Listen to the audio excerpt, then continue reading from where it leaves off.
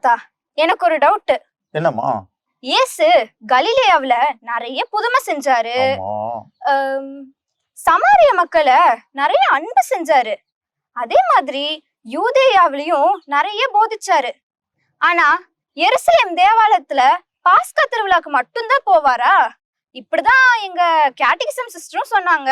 அதாவது அந்த காலத்து யூதர்களுக்கு என்ன ஒரு சட்டம் அப்படின்னா, ஒவ்வொரு யூதனும் வருஷத்துக்கு ஒரு முறை அந்த பாஸ்கா திருவிழாவுக்கு எருசலேம் தேவாலயத்துக்கு போகணும் அப்படின்றது. அவங்க இப்போ நமக்கு எப்படி ஞாயிற்றுக்கிழமை பூசைக்கு போகணும் அப்படின்ற மாதிரி அவங்களுக்கு வருஷத்துக்கு ஒரு முறை எருசலேம் தேவாலயத்துக்கு. அப்போ நாசரேத்துல வாழ்ந்த இயேசுவும் அவங்களுடைய அப்பா அம்மாவோட சேர்ந்து மற்ற ஃப்ரெண்ட்ஸோடு சேர்ந்து வருஷத்துக்கு ஒரு முறை அந்த பாஸ்கா திருநாளுக்கு எருசலேம் போறது வழக்கம். பிஷப் தாத்தா, எனக்கு ஒரு டவுட். சொல்லுப்பா. எங்க தாத்தா ஊர்ல கிறிஸ்து அரசர் ஆலயம் அப்படின்னு ஒரு கோயில் இருக்கு தாத்தா. ஆமா. அப்ப கிறிஸ்து அரசரா தாத்தா? உண்மையா? அப்படின்னா ஏசு ஏன் கோவேரி கழுதையில ஊர்வலமா வந்தாருங்கிறது தானே உன் டவுட்? இல்ல நான்சி, ஹோசானா தாவீதின் புதல்வா பாட்டெல்லாம் சூப்பரா இருக்கும் தாத்தா. பிஷப் தாத்தா, இயேசு கிறிஸ்து அப்படியே குதிரை மேல அப்படியே கெத்தா மாசா கையில வாழெல்லாம் வச்சுக்கிட்டு வந்துருந்தா நல்லா இருந்திருக்கும். ஆனா அவர் குருத்தோட தானே வச்சிருக்காரு. இங்கதான் இயேசு ஒரு வித்தியாசமான அரசர்.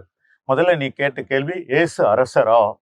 பழைய ஏற்பாட்டுல நமக்கு வரப்போற மெசியா அரசராக வருவார், யூதர்களுக்கெல்லாம் அவர் அரசராக இருப்பார், எருசலேமிலே அவரது ஆட்சி இருக்கும் என்றெல்லாம் அந்த யூதர்கள் எதிர்பார்த்தார்கள்.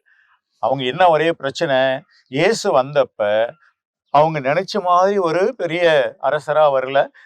மாடிகளை பிறந்து அரசு குடும்பத்துல பிறந்து வரல. அவர் பிறந்தது ஒரு சாதாரண ஏழை குடும்பத்தில். அதுதான் அவங்களால புரிஞ்சுக்க முடியல. கொஞ்சம் பேரை வர புரிஞ்சுக்கிட்டாங்க, இயேசு இவர் தான் மெசியார். அதனால அவங்க எல்லாம் என்ன செஞ்சாங்க, அந்த எருசலேம் திருநாள் சமயத்துல அவரை ஒரு ஆடம்பரமா ஒரு பவனியோட கூட்டிட்டு வரணும் அப்படின்னு பிளான் பண்ணாங்க.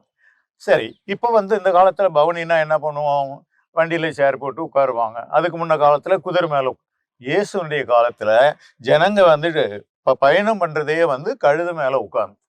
அப்போ இயேசு ஒரு கோவேறு கழுதை கொண்டு இயேசு துளியெல்லாம் அதை மேல போட்டு இயேசு உட்கார வச்சுட்டு வாழ்க வாழ்க ஓசன்னா ஓசன்னா அப்படின்னு சொல்லிட்டு வந்தாங்க. அப்போ கையில ஏன் ஒரு வாளோ அல்லது ஒரு அரசர்க்குரிய கொடியோ பிடிக்காம அவங்க குருத்தோலைகளை பிடிச்சிட்டு வந்தாங்கன்ற சொல்லி நீ கேட்ட இல்லையா? அந்த நாள்ல நாம இன்னைக்கு இருக்கிற மாதிரி பேனர்ஸ் கொடி அதெல்லாம் கிடையாது. வாள் இருந்துச்சு, ஆனா இயேசுனுடைய அரசு வாள் தூக்குற அரசு கிடையாது. அதுக்கு பதிலா இயேசுனுடைய அரசு ஒரு அமைதியான அரசு. அதனால்தான் அந்த காலத்து ஜனங்க குருத்தோலையோ அல்லது ஒலிவ மரத்திலிருந்து கிடைக்கிற அந்த இலைகளோ எடுத்துட்டு வருவாங்க. அந்த மாதிரிதான் இயேசுவும் அவர் அமைதியின் அரசராக. இதுல ஒரே ஒரு பாயிண்ட் என்ன, குருத்தோலை திருநாள் அன்னைக்கு இயேசு அரசர், ஆனால் ஒரு வித்தியாசமான அரசர். அதனால தானே அவருக்கு தீர்ப்பு சொல்லும் போது பிலாத்து இயேசுவை பார்த்து என்ன கேட்கிறான், நீர் அரசரா? இயேசு சொல்றாரு, ஆமா நீங்களே சொல்லிட்டீங்க, ஆனா வித்தியாசமான அரசர் அப்படின்னு அவங்களுக்கு அந்த இடத்துல சொல்றாரு. எனவே இந்த குருத்தோலை பவனி இயேசு ஒரு மாறுபட்ட அரசர், வித்தியாசமான அரசர் என்பதை நமக்கு காட்டுகிறது. எனவே நாமும் பழைய காலத்து மாதிரி அல்லது இந்த காலத்துல இருக்க குண்டு எடுத்துக்கிட்டு வெடி எடுத்துக்கிட்டு துப்பாக்கி எடுத்துக்கிட்டு போற அந்த மாதிரி அரசு அல்ல. அமைதியின் அரசு, நீதியின் அரசு, அன்பின் அரசு. இதுதான் இயேசுனுடைய அரசு. இந்த பவனியும் நமக்கு அதை தான் ஞாபகப்படுத்துது. அதனால அடுத்த குருத்து ஞாயிறு திருப்பலிக்கு போய் நீங்களும் அந்த குருத்தோலை எடுத்து அதுல கலந்துக்கணும். செய்வீங்களா? God bless you.